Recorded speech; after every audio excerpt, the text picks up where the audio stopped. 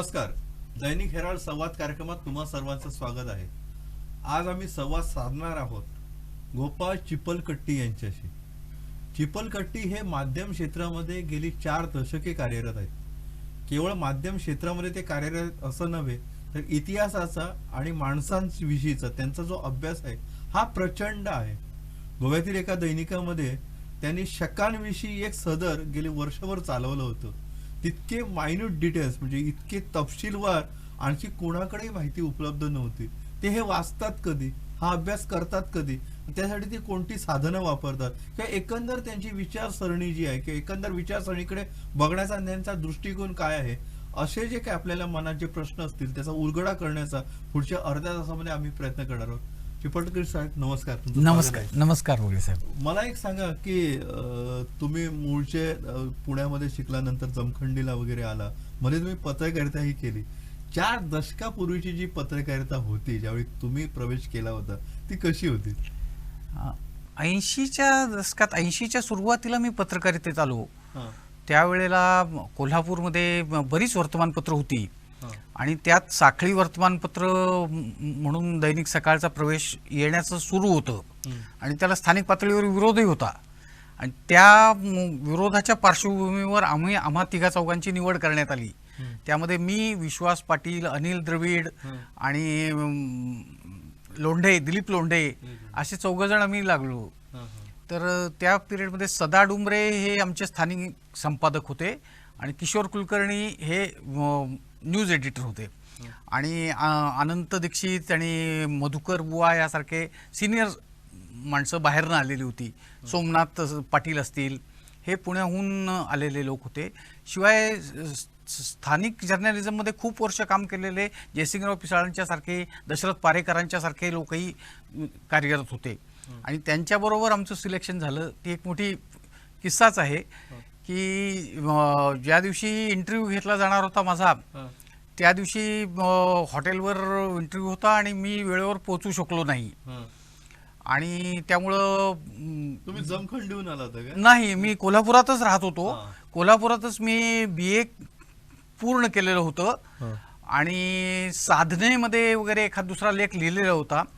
मधल्या काळामध्ये मी 75 पासून आणीबाणीच्या विरोधात काही करत होतो. त्याविषयी जी पत्रकारिता होती ना ती फार खडतर होती का? माहिती मिळवणं वगैरे असं असेल त्या अनुषंगाने? खडतर तर होती, शिवाय आणखी दुसरे म्हणजे त्याचे काही सामाजिक पैलू होते. जसं की वर्तमानपत्रांच्या मालकीवर अवलंबून शेटजी लोकांची वर्तमानपत्र असत किंवा बहुजन समाजाचे वर्तमानपत्र म्हणून ओळखली जाणारी विचारसरणी, त्यामुळे विचारसरणीमुळे फरक पडणारे आणि त्या जमान्यातल्या वर्तमानपत्राचे मालक हे स्वतःची विचारसरणी राबवणारे असे पण होते. आणि कोल्हापुरातल्या छोट्याशा वर्तमानपत्रात बसून अमेरिकेच्या राष्ट्राध्यक्षाला धमक्या देणारे असे अग्रलेख लिहिणारेही संपादक मालक होते. सगळं करता करता एकंदरीत तुम्ही इतिहासाकडे कधी वळला?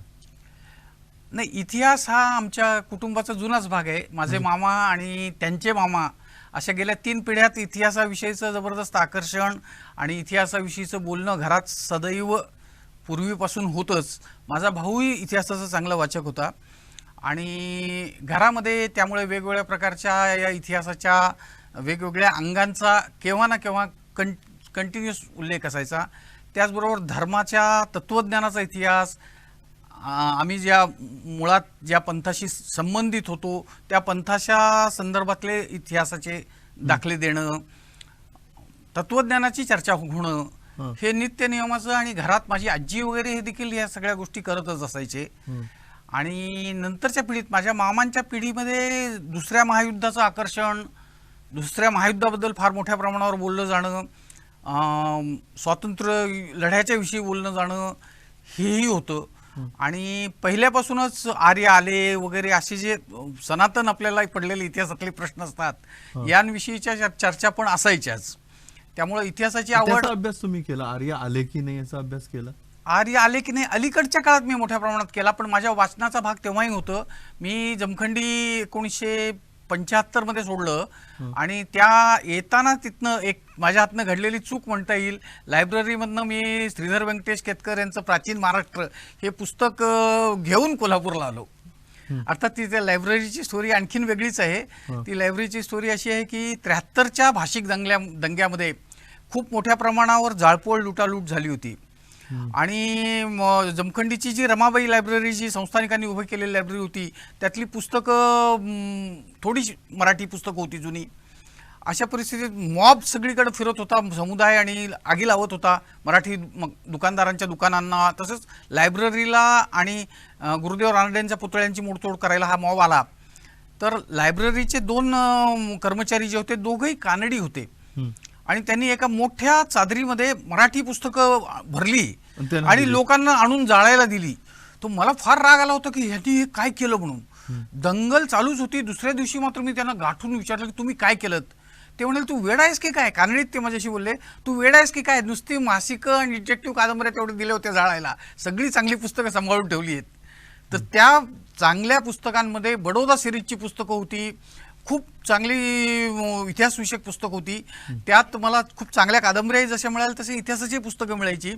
श्रीधर व्यंकटेश केतकरांचं प्राचीन महाराष्ट्र आणि ज्ञानकोशाचे खंड तिथं होते, तर ते वाचायला मुक्त उभा होती. आणि मी अलीकडच्या काळात शकांविषयी आणि भारताला येणाऱ्या पूर्वेकडून काहीतरी रूट होता का, मार्ग होता का, याविषयीचं जे पुस्तक लिहिलं त्या पुस्तकाची जी मुळं त्या श्रीधर व्यंकटेश केतकरांच्या लिखाणातच आहेत. आणि एका दिल्लीमध्ये असताना माझ्या डोक्यात याविषयीचे विचार यायला लागले आणि मग मी माझ्या एका मित्राला सांगितलं की पूर्वी असं काहीतरी वाचलेलं आठवतो, मला हे पुस्तक पाहिजे. मग त्यांनी माझ्यासाठी प्राचीन महाराष्ट्र पुस्तक काय काढलं, आर्य आले की नाही. आर्य आले की नाही, हा आर्यांच्या बद्दल मी माझ्या पुस्तकात लिहिलंय असं की ही बिरबलाच्या आणि अकबराच्या कथेतल्या मोठी लाईन आणि छोटी लाईन रेषा अशा स्वरूपाचं हे गणित आहे. आर्यांची रेषा ही छोटी रेषा आहे आणि मोठी रेषा जी आहे ती जागतिक पातळीवर ज्यांना सिथियन्स म्हणतात ती मोठी रेषा आहे. हे हिमालयाच्या उत्तरेकडे आणि अल्ताई मंगोलियापासून ते पश्चिम युरोपापर्यंत वेगवेगळ्या गेल्या 5-6 हजार वर्षात कंटिन्युअसली वेगवेगळ्या प्रदेशात इकडून तिकडे स्थलांतर करणारे, आक्रमण करत फिरणारे असे घोडेस्वार असलेले नाना प्रकारचे जे गट समुदाय होते. त्यातलाच एक गट स्वतःला कधीतरी आर्य मानायला लागला आणि त्यांची सामाजिक इभ्रत आणि त्यांचा स्टेटस ज्याला म्हणता येईल तो वाढत गेल्यानं एक गौरवशाली असं कोणीतरी समुदाय आहे त्याला आर्य म्हणायचं अशी पद्धत पडली असावी असं दिसतं. पण साधारण 19व्या शतकाच्या मध्यापासून आर्यांच्या शोधाचा वेळ युरोपातल्या संशोधक मंडळींना लागलं आणि त्या काळातल्या सत्तेवरच्या लोकांनाही त्यांना पाठबळ दिलं. जर्मनीमधनं कुणीतरी माणूस चालत तिबेटपर्यंत येतो आर्यांचा शोध घ्यायला, शांग्रीला कुठं आहे हे शोधायला, अशी चित्र दिसायला लागतात. आणि नंतर मग विल्यम जोन्सनं भारतीय संस्कृत सदृश्य भाषा आणि ग्रीसमधल्या भाषा, इराणमधल्या भाषा ह्यांचं नातं जोडायचा एक प्रयत्न केला आणि त्याच्यातनं हे सगळं आर्य नावाची एक गोष्ट उभी राहिली ज्याचा पुढे गैरवापर हिटलर सारख्यांनी केला आणि त्यातनं ते बदनाम झालं. आणि आता स्थिती अशी आहे की आर्य हा शब्द उच्चारायलाही कुणी तयार नाहीत, पण ते एक बऱ्यापैकी नॉमेनक्लेचर आहे की ज्याच्यामुळं कुठला तरी एका भाषिक प्रदेशाचा आणि त्या लोकांचा निर्देश होऊ शकतो. आणि अशा रीतीने आपण हिटलरनं त्याचा गैरवापर केला म्हणून अशा प्रकारची नावं जर का टाळायला लागलो तर हिमालयाच्या उत्तरेच्या भागात असणारे जे शेकडो जनसमुदाय होते आणि आजही आहेत तर त्यांना कॉमन नाव देणं बंद होऊन जाईल आणि त्याच्यामुळे खूप मोठं नुकसान होईल. त्यांना मुळात कॉमन नाव नाही, तर माझ्या बाजूने तरी त्यांना शक हे कॉमन नाव दिलं जावं असं मी ठरवून सगळ्यांना मिळून. कारण ते कसं आहे की पश्चिमेतले जे आहेत ज्यांना ग्रीकांनी पहिल्यांदा पाहिलं आणि इतिहासाचा पहिला जो मोठा लेखक आहे हेरोडोटस, त्या हेरोडोटसनं आजच्या युक्रेनच्या प्रदेशात जे त्या जमान्यातल्या ग्रीक साम्राज्याला च्या सरहद्दीवर असणारे हे प्रदेश होते, तिथं ज्या सिथियन्सना बघितलं त्यांना सिथियन्स म्हटलं. मग त्याच्या शेजारच्या प्रदेशाला सिथिया असं म्हणायला सुरुवात झाली. परंतु ह्याच्याशिवाय कॉकेशियन पर्वताच्या जवळचे लोक होते, इराणच्या उत्तरेला असणारे होते, मध्य पूर्वेतले अनेक देश होते आणि पूर्व रशियातले आणि रशियातले स्लाव स्वतः हेही होते आणि याही पुढे जाऊन कझाकिस्तान, अल्ताई प्रदेश आणि मंगोलिया, सायबेरियाचा प्रदेश, हा सगळा जो प्रदेश आहे इथं हे भटके होते. ह्यांची 3-4 वैशिष्ट्य अशी असतात की म्हणजे हे कृषी समाज आहे, एकीकडे दुसरीकडे तलवार चालवणारे योद्धे पण आहे. आणि त्यांच्या ज्या अनेक अनेक्डोट्स आहेत त्याच्यामध्ये त्यांना स्वर्गातून काहीतरी 3 वस्तू पडल्या, कटोरा पडला. म्हणजे इतिहास जर बघितला तर भारतावर जी आक्रमण झाली ती अनेक प्रदेशातून त्यावेळी झालेली होती. आक्रमण असं म्हणता येणार नाही, कारण इसवी सनाच्या आसपासच्या प्रदेशात जेव्हा टाइम स्केलमध्ये प्रदेशात जेव्हा आपण येतो तेव्हा आपण त्यांना आक्रमण म्हणू शकतो. म्हणजे मॅसेडोनियन अलेक्झांडरचं असेल किंवा इंडोशक ज्यांना म्हटलं जातं, इंडोसिथियन्स, त्या नहपान वगैरे ह्यांच्या आधीच्या जमान्यातले, किंवा कुशाणांचं असं आक्रमण म्हणू शकतो. पण त्याच्या आधीच्या जमान्यातली आक्रमण अशी नाही, ती संक्रमण आहेत.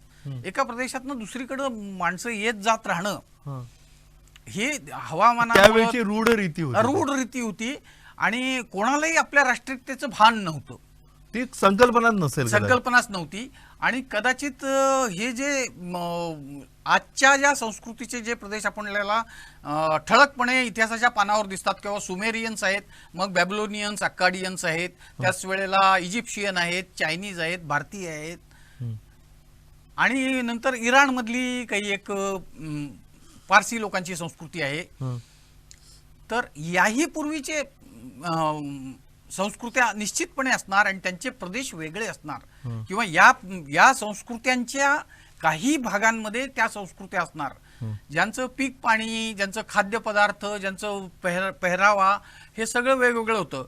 उदाहरणार्थ बकव्हीट, ज्याला कुट्टू म्हणतात, बकव्हीट हे फार मोठ्या प्रदेशाचं, एशियातल्या प्रदेशाच्या लोकांचं खाणं होतं. आणि हे प्रोटीनचा त्यातला समावेश पाहता आजच्या सोयाबीनपेक्षाही कित्येक पटीने जास्त हे असणारं फायबर आणि प्रोटीन असणारं धान्य होतं. पण हे मागं पडलं. ह्यांची जागा भरड धान्यांनी घेतली, ज्यांना आपण मिलेट्स म्हणतो. म्हणजे ज्वारी, बाजरी, नाचणी, वरी ही जी आहेत ही चीनच्या उत्तरेच्या प्रदेशात आणि चीनच्या पूर्व भागाच्या प्रदेशात सगळ्यात आधी दिसायला लागतात. मग त्याची जागा पूर्वेकडच्या आशियामध्ये तांदळानं घेतलेली दिसते.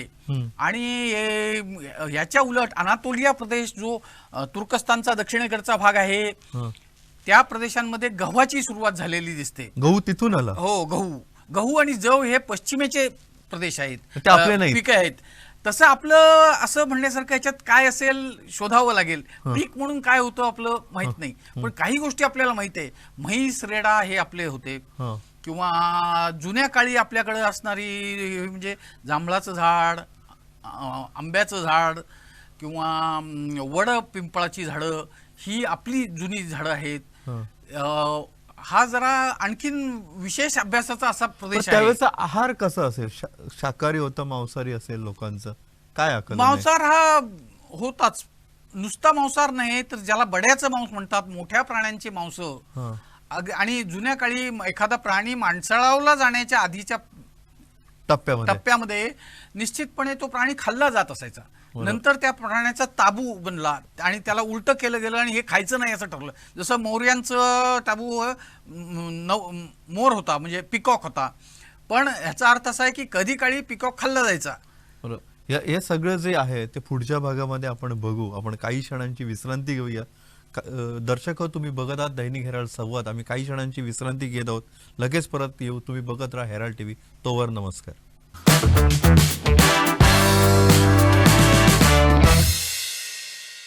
नमस्कार. ब्रेक नंतर पुन्हा सर्वांचं स्वागत आहे. तुम्ही बघत आहात दैनिक हेराल्ड संवाद आणि आज संवाद आपण साधत आहोत गोपाळ चिपलकट्टी यांच्याशी.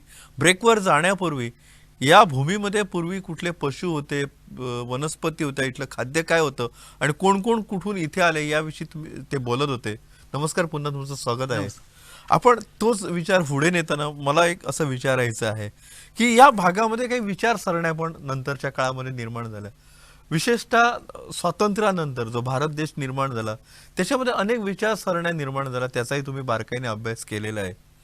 ह्या विचारसरण्या ज्या आहेत ते आता काही लुप्त होत चाललेल्या आहेत, काही वर येत चाललेल्या आहेत, काही विचारसरण्या दिसत नाहीत, अधूनमधून वर येतात, खाली जातात.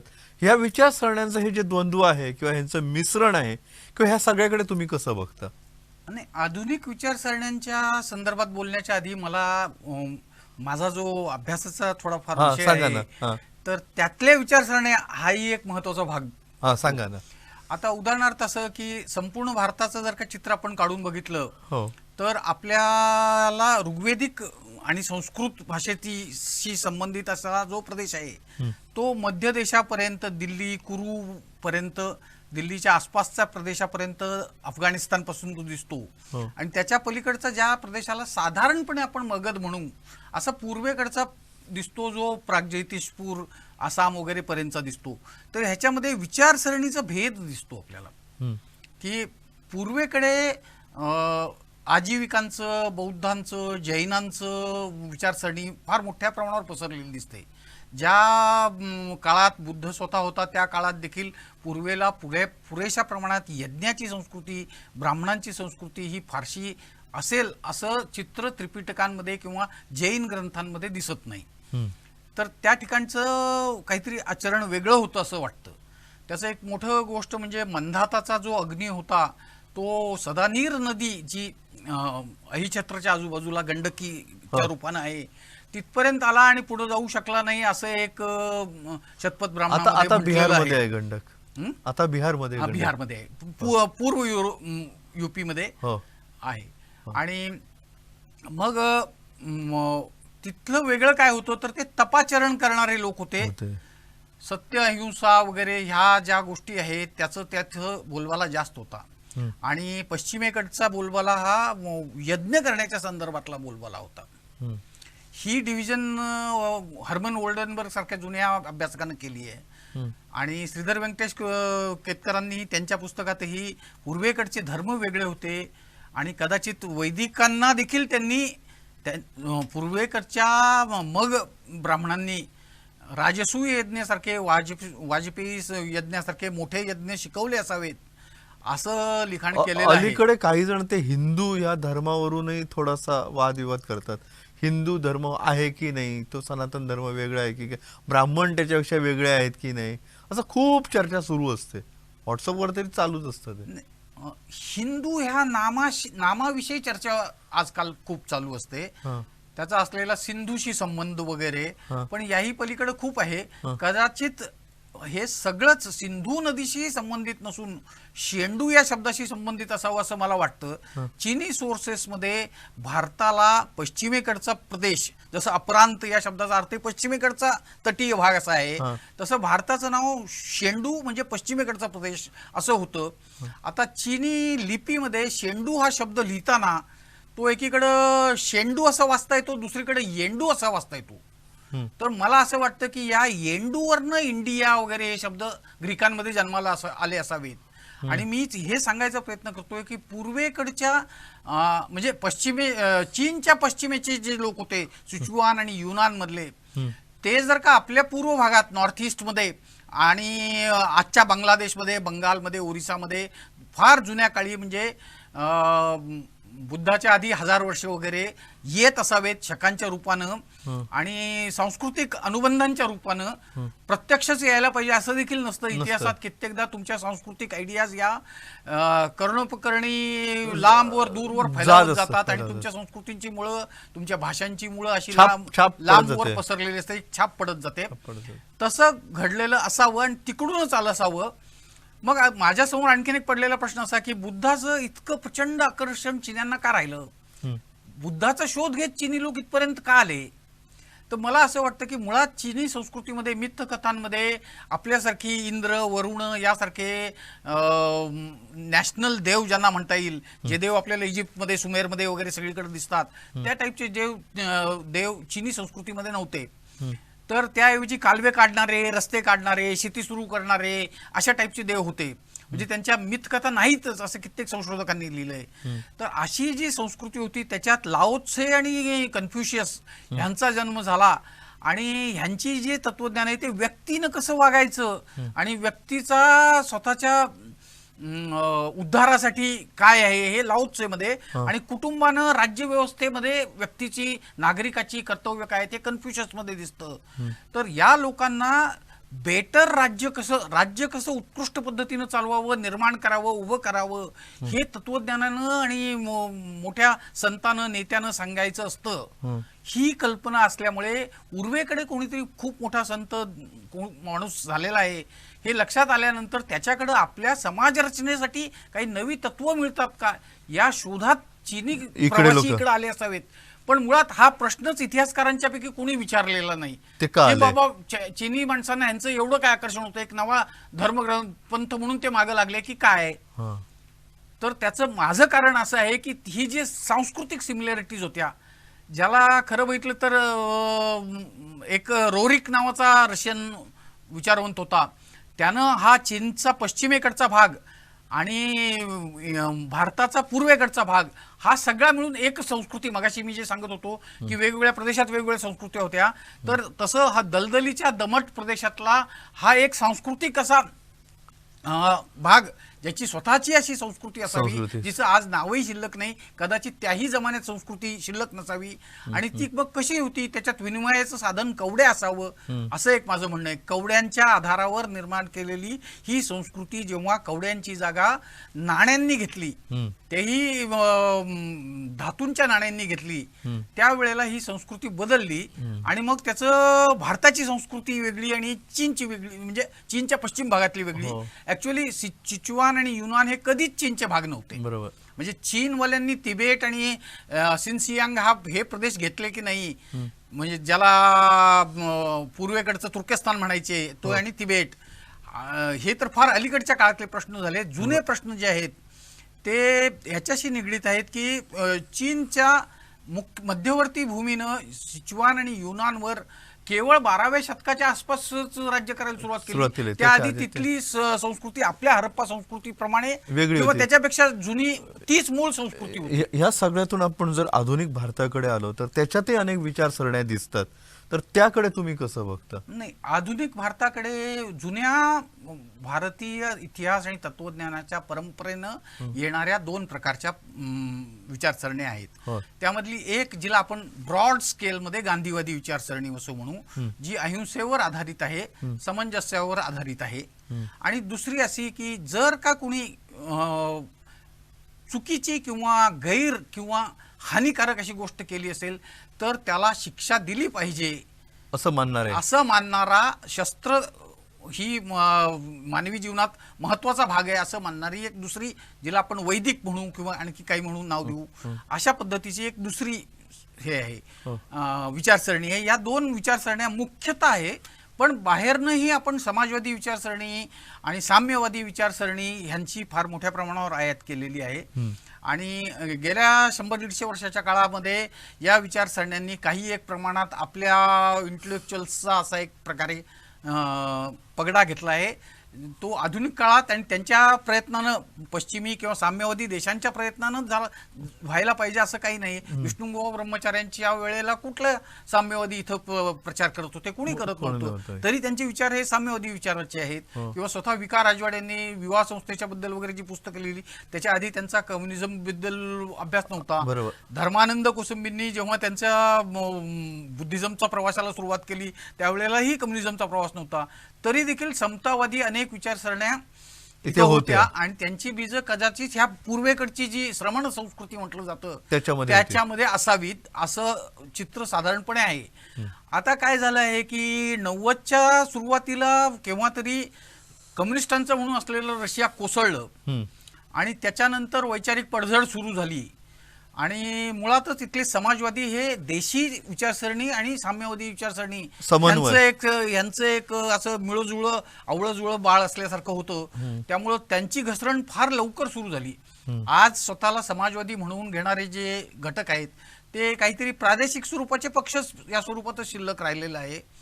लोहिया आणि जयप्रकाश यांच्या काळात ज्या प्रकारचा समाजवाद, जो ओवेनिझम वगैरे म्हणता येईल किंवा ज्याला सॉफ्ट असा युरोपातला समाजवाद म्हणता येईल, त्या टाईपचा समाजवाद आज अस्तित्वात नाही. साम्यवादाची फार मोठी पडझड झाली आहे, त्याची वैचारिक पडझड झाली आहे असं म्हणता येत नाही, पण त्याचं आज उदाहरणार्थ असं आहे की इतिहास लेखनाच्या क्षेत्रात देखील साम्यवादी विचारसरणीचे नवे इतिहासकार येतात असं दिसत नाही. बरोबर आहे. डी कोसंबींच्या जमान्यामध्ये लिखाण करणारे, देवराज चनाना, डी कोसंबी असं नवीन लिखाण करणाऱ्यांची, साम्यवादी लोकांची संख्या कमी आहे. त्याऐवजी त्याची जागा काही एक स्वरूपाचं इंडिक अशी भूमिका घेऊन संशोधन करणारे लोक आहेत. त्यांचं संशोधन आर्यांपासून ते सुभाषचंद्र बोसांपर्यंत अनेक क्षेत्रात आहे आणि आज ही स्कॉलरशिप आहे, मोठ्या प्रमाणावर आहे काय. आणि त्यांची पुस्तक ही वेस्टर्न जग वाचतं आहे. पेलिकन सारख्या मोठ्या संस्थाही त्यांची पुस्तकं प्रकाशित करत आहेत. त्या सगळ्यांना मिळून मी इंडिक म्हणतो, कारण ही जी विचारसरणी आहे, जी ज्याला हिंदुत्ववादी ब्रॉडली म्हटलं जातं, ती राजकारण्यांची विचारसरणी म्हणून प्रख्यात असली तरी तिच्या मागे असे छोटे मोठे संशोधक उभे आहेत. आणि इंडिक म्हणजे काय, पण ते हिंदुत्व ही राजकीय विचारसरणी तयार झाली असं तुम्ही मानता? मी असं मानत नाही, कारण संपूर्ण समाजाचं काय करायचं, विकासाचं काय करायचं, माणसांचं लौकिक अर्थानं जे अभ्युदय व्हायला पाहिजे त्याबद्दल तुमची नेमकी भूमिका काय आहे स्पष्ट करणं, त्याचे मार्ग काय आहेत ते स्पष्ट करणं, असं जे विचारसरणी बांधण्याचं, सिस्टीम निर्माण करण्याचं भारतीय तत्वज्ञानांमध्ये फार मोठ्या प्रमाणावर पूर्वीच्या जमान्यात होतं, ते हिंदुत्ववाद्यांना आजही जमलेलं नाही. त्यांची विचारसरणी ही अजूनही ओबडधोड स्वरूपात आहे. मार्क्सवादी विचारसरणीला जसं मार्क्स, एंगेल्स, लेनिन वगैरे या लोकांनी काही एक प्रकारे पायाभरणी केली, तशा प्रकारची पायाभरणी इंडिक विचारसरण्यांना नाही. ती जरा लूज स्वरूपाची आहे. पण त्याच्या मागे जे प्रेरणा स्रोत जे आहे ते एक प्रकारचे एलान देणारे, एक प्रकारचे भूमिका घेणारे, एक प्रकारचं हे आहे. त्याच्यामध्ये काही एक अनुवंशिकतेला महत्व आहे, काही एक सांस्कृतिक पद्धतींना महत्व आहे. विशेषतः ती सांस्कृतिक राजकीय स्वरूपाची विचारसरणी म्हणून पुढे येते, जन्माला पावते आहे. तिला अजूनही वेळ लागेल पूर्ण व्हायला असं मला वाटतं. ही जी शासन व्यवस्था आहे किंवा इतर जी व्यवस्था आहे त्याच्याविषयी तुमचं जे मत आहे ते मला जाणून घ्यायला आवडेल. मला माझे थोडेसे विचार या बाबतीत काही कोणाला विचित्रही वाटण्याची शक्यता आहे. ते असं की आपण जर काही लोकशाही चालवत असू तर लोकांचा सगळ्यातच सहभाग असला पाहिजे ना. जसा तो आपण फक्त एक कायदेमंडळात जाणाऱ्या लोकांना निवडून देतो आणि त्यांच्यातलेच लोक परत मंत्री होतात आणि ते प्रत्यक्षात काम करणं, त्याची निवड करणं हे सगळंच ठरवायला लागतात. आता ज्या पद्धतीचे मीडिया आणि ज्या पद्धतीची एकमेकांची संपर्क साधण्याची साधनं निर्माण झाली आहेत त्याच्यामुळं लोकांचा डेमोक्रेसीतला सहभाग वाढत जाईल. तशी गरज ही आहे की प्रशासनातही लोकांचा सहभाग असला पाहिजे. जर लोकशाही ही लोकांची, लोकांसाठी राबवली जाणारी अशी असेल तर प्रत्यक्षपणे प्रत्येक माणूस हा शासनाचा नोकरच असणं ह्याच्यात काय गैर आहे असं मला वाटतं. ह्याचा अर्थ प्रत्येकाला समान पगार मिळेल किंवा समान वेळ काम करावं लागेल असं नाही आहे. तर त्याची मेंबरशिप जी आहे त्या सोसायटीची, त्या शासनाच्या यंत्रणेची, ती त्यानं टोकन म्हणून 1 तासाचं काम केलं तरी त्याला किमान आपलं जीवन चालवण्या इतकं पैसे मिळायला पाहिजेत. त्याला जीवन चालवण्या इतके पैसे कुठल्याही परिस्थितीत तो केवळ नागरिक आहे म्हणून मिळायला पाहिजे. हे तत्व उत्तर युरोपातल्या काही देशांनी मान्य करायला सुरुवात केली आहे. ते तत्व तसंच न मान्य करता त्याला काही एक कामाची जोड देऊन जिल्हाधिकाऱ्याला हे बंधन निर्माण करणं की प्रत्येक माणसाच्या हाताला प्रोडक्टिव्ह किंवा अनप्रोडक्टिव्ह काहीतरी स्वरूपाचं काम देण्याची जबाबदारी कलेक्टरची असावी, अशा स्वरूपानं आपण जर का केलं तर आपल्याला विकासाच्या आणि बाकीच्या ज्या योजना आहे त्यांच्यावर होणारा अनेक खर्च कमी करून संपूर्ण जनतेची जबाबदारी घेणारी लोकशाही, इन्क्लुझिव्हनेस असं म्हणायचं कारणच राहणार नाही. कारण हे संपूर्ण सगळेजण त्याचे आपोआप भाग देशच आपल्या मालकीचा आहे. तर आपण का वेगळे असावं? आपण जशी सहकारी संस्था चालवतो तसंच आपण देशही चालवायला पाहिजे असं मला वाटतं. बरोबर. हे तुमचे जे विचार आहेत ते प्रेरणादायी आहेत. कधीतरी ते प्रश्न येतील अशी मी अपेक्षा व्यक्त करतो. आणि इथे आपण थांबूया. तुम्ही इथे आलात, आम्हाला वेळ दिलात, त्याच्याबद्दल तुमचे मी मनस्वी ऋणी आहे. नमस्कार, धन्यवाद. मी हेराल्ड आणि अविचेवरनं